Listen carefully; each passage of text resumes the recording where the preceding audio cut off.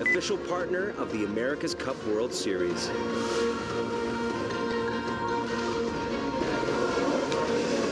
What was it originally called when the Royal Yacht Squadron presented it? The 100-pound cup, because it cost 100 pounds. The Americans, the New York Yacht Club guys, brought it back, thought a pound and also the biggest, I'm told. We had a journalist tell me the other day, he's researched, it's the largest trophy, major trophy in international sport. We're going to show you some things that no one else gets to see.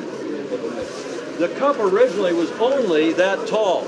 It was made by the Queen's jeweler, Gerrard's of London, in 1848. It was just off the shelf, presented by the Royal Yacht Squadron. Nowhere on the cup is it engraved the America's Cup. Do you know what is actually engraved down there, right here?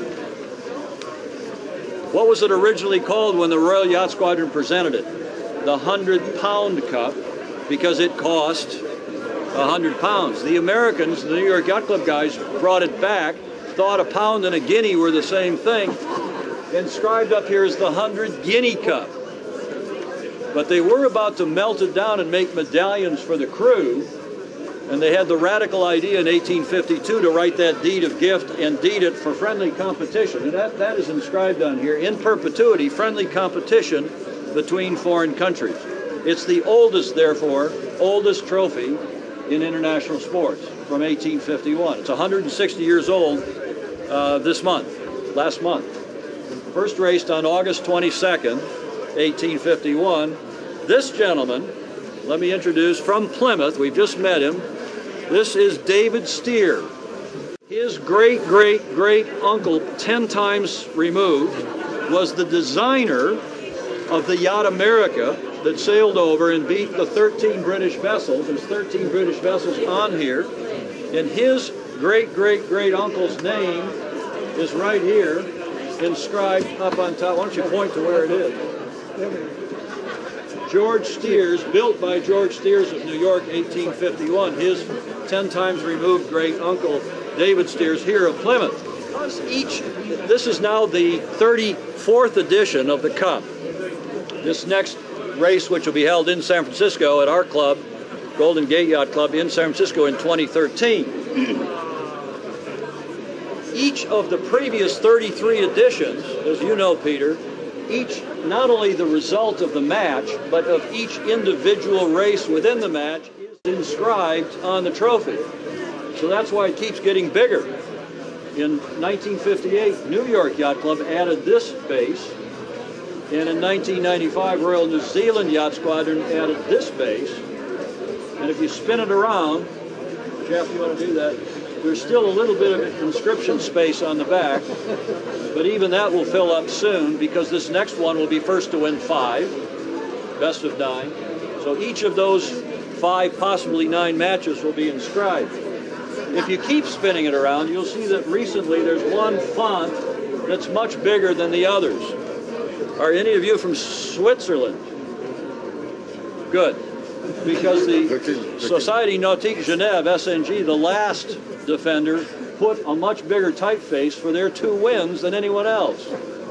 We were encouraged to erase that and start over, and we said, no, we'll leave it and let history be the judge of their ideas. But what we did do, the cup, when it's properly displayed, this is the front piece, but you see we spun that SNG, that Swiss stuff, around to the back and put ours in the front. Now, something very few people get to see, and then we'll wrap this up. We have added, Golden Gate Yacht Club has added this carbon base. It had a, frankly, pretty crappy looking wooden base, but another club added to it. And we think this is modern, yet traditional. It looks like a winch. Those of you who are yachties, it really looks like a nice winch. A Harkin sticker. Harkin's a winch maker. When New York lost the trophy in 1983, it was, somebody asked me, it was literally bolted to a table. I'm a member of New York for 30 years, so I'm not saying anything against my own club. It was bolted to a table next to the bar.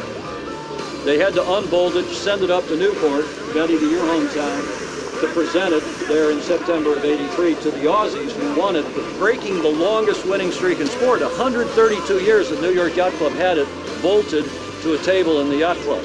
It never saw the light of day. They never went to Plymouth. They never went to any of the other. They never went to Newport. So they filled it full of champagne after unbolting it. Filled it full of champagne for one last toss, one last drink. Lifted it up, forgetting that there was no bottom. And all the champagne. Kind of a final insult after that.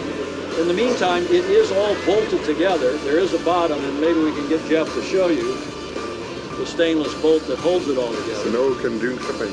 And we put a little plaque commemorating our boat builders, you know, when we wanted 10. You can also see the bolt in the top that holds it together. Any quick questions? Anybody have any questions about the cup itself? Is there any noticeable damage when it was in New Zealand? Can you actually see anything or fine? In 1997, in fact, let me introduce the mayor of Newport, Rhode Island. He wasn't there, and he's too young. He wasn't there in 83. Steve? Steve, your last name is Wally. 6 years old in 83. The cup came up to Newport. There was a glorious day when it was awarded, a bad day for Newport. But we're going back to Newport for a regatta next June, the last week of June. In 1997, when the cup was in New Zealand at the Royal New Zealand Yacht Squadron, we won't say it's a Maori, we will say it was a political activist, came with a sledgehammer, went into the club and sledged it and did serious damage. I mean, you would almost not recognize the trophy after that day. It was sent back here to England, to Garrard's of London, and they, using photos that had been taken, just in case something untoward had happened, reconstructed the cup using all the original pieces. There's one or two pieces they couldn't use. Re-engraved it quite accurately. And no, the answer to the question is, I think anybody who saw the cup before and after would not know it. I'll tell you one other little tidbit, and then we should go afloat. When we brought it up, or when New York Yacht Club brought it up to Newport in that September of '83, we're worried about whether somebody might replicate it, put a fake cup, and send it around, maybe keep the real one themselves. They were not too trustworthy of the Aussies at the time. We were not too trusting. So Dyer Jones and another member of the New York Yacht Club made 2 marks on the original cup that only they and 1 or 2 others of us know where those marks are, and I can guarantee you personally that this is the original, not a replica. Bondi had one made. Ernesto Bertarelli had one made. And here's a winner of the cup in 1992, the general manager of Bill Koch's team, Vincent Morrisons. He is one of the few people in this room who has drunk champagne from that cup. That's right. At that point, we could still touch it. Now you're not allowed to touch it. And now you only touch it with museum quality gloves because the silver is getting so thin and so old that the engraving is starting to be. It's always guarded by 2 or 3 very serious. Are you packing today, sir? Very serious guards. It travels in a 2001 Louis Vuitton case, and it only travels in her own seat on an airplane. It never, ever travels in the cargo hold. It would not be correct for the oldest trophy in sport. Thank you very much.